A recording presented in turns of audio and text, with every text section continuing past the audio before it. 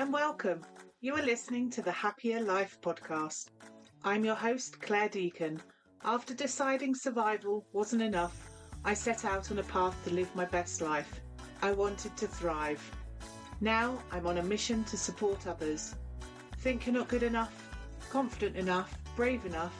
I'm here to tell you you are, and you can achieve anything. This is your time, so let's do this.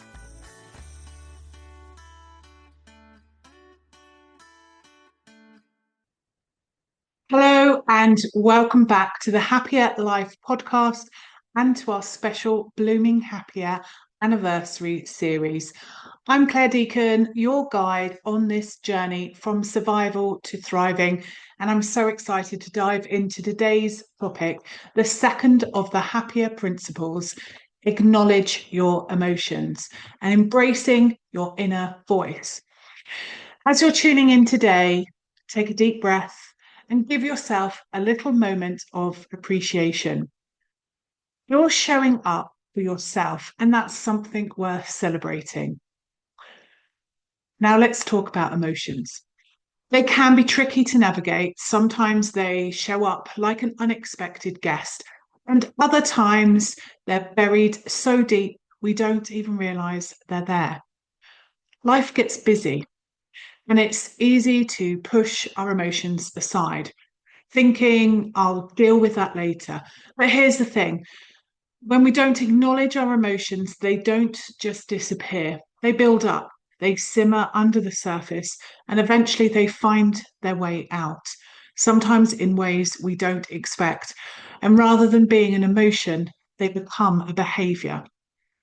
I've been there. I used to push through thinking I didn't have the time to deal with my feelings, and I hear this regularly with my clients. But the truth is, ignoring emotions doesn't make them go away. It just makes them harder to face later. And acknowledging them, that's really where the healing begins. But here's the thing. This work really isn't easy. It takes courage to sit with your emotions, to really listen to what they're telling you. It's not just about recognizing them. It's about embracing them with compassion, without judgment. And trust me, I know how uncomfortable that can feel. But you don't have to do it alone. That's why I've created the Blooming Happya book and bonus with some practical tools designed to get you started and help you begin reconnecting with your emotions in a way that feels safe and empowering. They provide a gentle starting point, offering insights and exercises to support your journey. But here's the thing. Real, lasting change takes time, patience, and deeper exploration. And while the workbooks give you a great foundation, there's so much more to uncover. I've got something really special coming soon that will take this journey even further for you.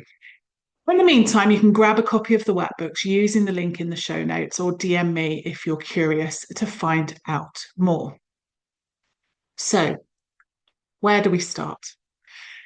Acknowledging your emotions is all about creating space for them, giving yourself permission to feel without guilt or shame. It's not about fixing anything. It's about being present with yourself in a way that allows you to truly listen. Step 1, try some emotional journaling. Let's start by putting pen to paper. Ever felt overwhelmed and had no idea why? That's often because we haven't taken a moment to identify what's really going on inside. Journaling is a powerful way to connect with your inner voice and begin to uncover patterns in your emotions. In the bonus materials that accompany Blooming Happya, there's an exercise that guides you through reflecting on moments of uncertainty and celebrating recent successes, because both hold valuable insights. Taking just 5 minutes a day to jot down what you're feeling can provide clarity and help you feel more in control. You don't need to have the perfect words. Just start where you are. Once we've started to name what we're feeling, the next step is to sit with those emotions. And I know it's not always easy. Sometimes we'd rather do anything but sit still. But practicing mindfulness helps us stay present with our feelings without getting overwhelmed. In the workbook, I walk you through a simple breath awareness exercise designed to help reduce stress and bring a sense of calm when emotions feel too much. Even a few minutes a day can make a huge difference. It's about learning to observe your emotions without trying to change them. After you've been sitting with your emotions, it's important to balance the experience with something grounding and uplifting. When we're caught in difficult emotions, it's easy to focus on what's going wrong. So practicing gratitude can help shift our perspective and create emotional resilience. A simple exercise from the workbook encourages you to write down a few things you're grateful for each day, helping you anchor to the positive even in challenging times. This really doesn't mean ignoring what's hard.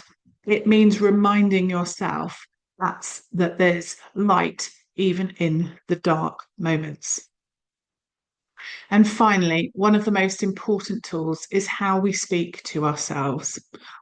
Our self-talk plays a huge role in how we process emotions. The workbook includes exercises to help you create affirmations, reframe your thoughts, and support a more compassionate, empowering mindset. By regularly practicing affirmations, you can gradually shift your emotional responses and build self-trust. Affirmations can feel strange at first. Over time, they become the new normal. So, here's your challenge for today. Choose one of these steps: emotional journaling, mindfulness meditation, the gratitude practice, or positive affirmations, and give it a try. Take 5 minutes today to connect with your emotions and honor what you're feeling. If you want to go deeper, grab the workbook. You can purchase a physical copy on Amazon or download it straight to your inbox and print it for yourself. The details are all in the show notes. Acknowledging your emotions isn't about fixing yourself. It's about embracing yourself fully and compassionately. And that starts right here, right now. So all that leaves me to do today is to say thank you for joining me. If this episode has resonated with you, I'd love for you to subscribe, share it with a friend, and leave me a review. And remember to check out the bonus workbook to help you take the next step. Tomorrow, we will be exploring our next principle: preserve your space, building boundaries that heal. It's going to be powerful, so be sure to tune in. Until then, take care of yourself and keep showing up for the wonderful, authentic you. If you've enjoyed this episode, ensure you hit subscribe, head on over to my website, happiercoach.com, sign up for the weekly newsletter, and let me support you in living a happier life. I'm your host, Claire Deacon. Thank you for listening. Have a fabulous day.